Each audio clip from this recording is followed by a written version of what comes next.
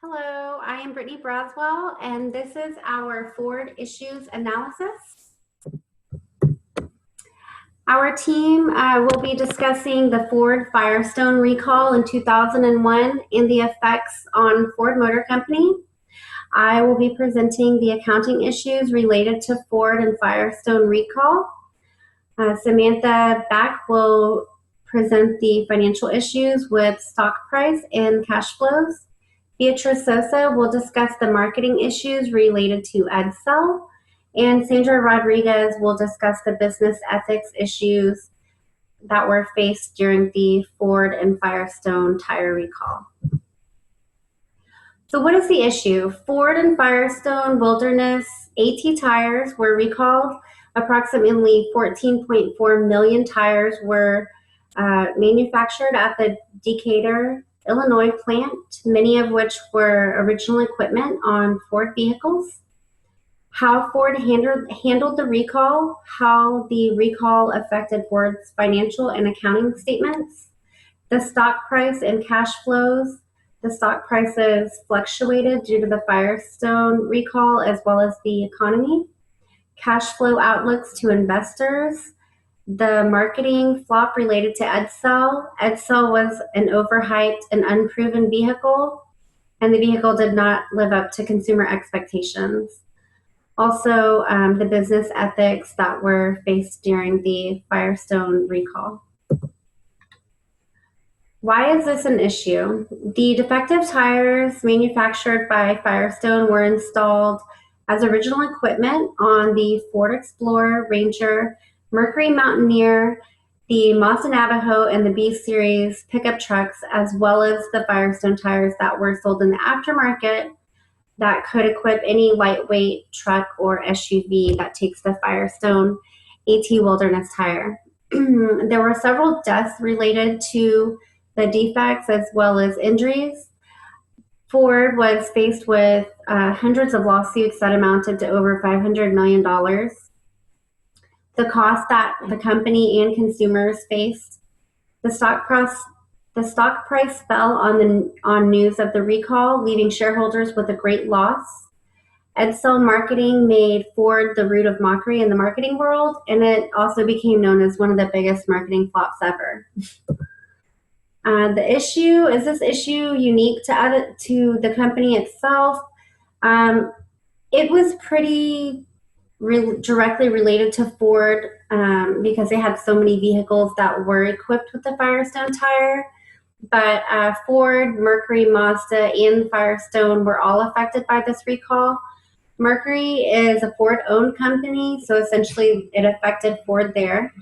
Mazda at the same time was a subsidiary of Ford, but as of 2008, Ford no longer has controlling interest in the company. So in the end, it was Ford and Firestone that were the most affected by this recall. Most automotive companies took a similar hit to Ford with the recession. Other companies experienced Edsel marketing problems, including the DeLorean DMC 12, Yugo, Cadillac Cimarron, and the Volkswagen Thing. Before the issue became public, in May 2000, approximately 4 months before Ford announced its replacement program for the Ford Firestone tires, Ford of Venezuela instituted a customer satisfaction program, but Ford did not issue the recall for the same tires on their vehicles in North America. The satisfaction program stemmed from the Venezuela government investigating several accidents that involved Explorers equipped with the Firestone tires, as well as several customers that made complaints. The customer satisfaction program called for the replacement of the Firestone Wilderness tires at no cost to the consumer on the Explorer and lightweight trucks in Venezuela, Colombia, and Ecuador.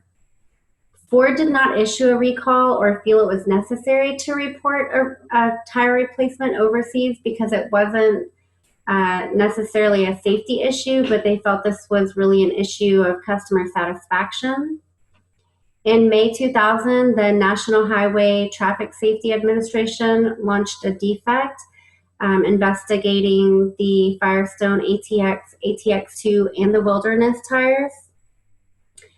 Edsel failure was never considered an option to Ford. Before the issue became public, they conducted polling to see what would be a desirable name in 4 different cities. And they also forced the dealers of the Ford vehicle to keep the vehicle under wraps until its official release date. After the issues became public in August 2000, Firestone recalled approximately 6.5 million AT Wilderness tires, and later in May 2001, Ford announced it would replace an additional 13 million tires that were manufactured by the Firestone company that were left on the road. Ford recalled the additional tires because they said they simply didn't have enough confidence in the future performance for these tires to keep their customers safe. The Ford CEO, Nasser, offered to work with the tire industry to develop an early warning system to detect defects in tires earlier. Ford had to go through different analysis of the Ford Explorer to ensure its safety because Firestone was pointing the finger saying that it was Ford's fault, and Ford was saying that it was Firestone's fault. So they had to open that additional analysis just to be sure whose fault it really was. Ford stated that it regretted not asking Firestone the right questions sooner so that they could act earlier on the tire defect. Also, Ford and Firestone ended their strategic relationship of 100 years. That started when Henry Ford and Harvey Firestone first started their relationship when they were camping many, many years ago. So this was a very long-lasting relationship that they just felt was no longer beneficial to each other. Edsel, as far as Edsel goes, Ford did not want to admit that the car was not a success. Instead, they ended up spending more time and money to try and fix what was wrong instead of just calling it a loss and moving forward. So moving on to the accounting issues, Ford had to replace or reimburse the consumers for replacement of the Firestone Bridgestone Wilderness AT 15, 16, and 17-inch tires. They reimbursed a maximum of $110 for the 15 and 16-inch tires per tire, and $130 max reimbursement for the 17-inch tires. Customers were allowed to purchase replacement tires through authorized dealers or from the Ford dealership.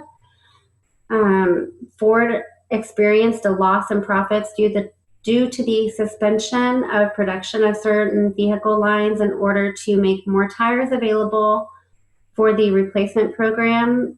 They suspended several lines, and of course, if you're not producing, you're not earning money. So they definitely saw a loss there because of the suspension.